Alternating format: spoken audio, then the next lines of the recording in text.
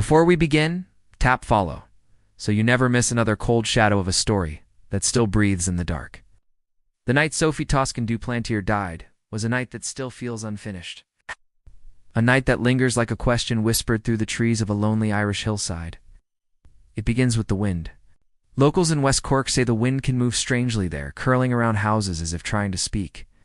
On the evening of December 23, 1996, it moved around Sophie's isolated holiday home with a restless, searching rhythm. And somewhere inside those movements, something terrible waited. Sophie, a French filmmaker with a sharp mind and a powerful calm, had arrived alone. She wanted peace. She wanted silence.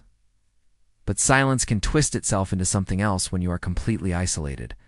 Lights flickering, shapes shifting in the corner of your eye. The feeling that the outside world has drifted far away, leaving you on your own private island of darkness.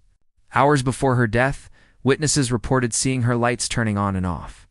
Some said they heard a scream. Others swore they heard nothing at all. In this case, even sound betrays itself. When Sophie stepped outside her home that night, something was already waiting. Her body was found the next morning at the foot of her driveway, brutally beaten. The violence was personal, chaotic, desperate. But it was also strangely deliberate, as if the killer wanted to make sure she never spoke again. The investigation became a maze with shifting walls. Footprints that seemed to lead somewhere, then nowhere.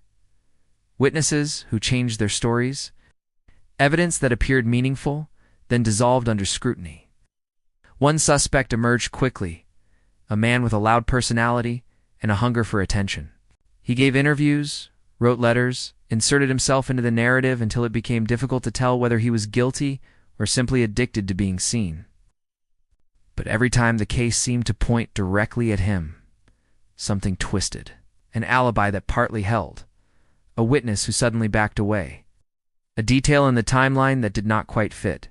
It was like trying to hold smoke in your hands. French investigators were convinced of his guilt. Irish authorities were not. Courts fought. Appeals dragged on. The truth slipped deeper into the cracks between countries, laws, and human memory.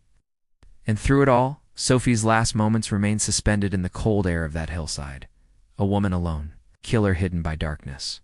A house that still stands, holding secrets that will never fully loosen their grip. Some stories end.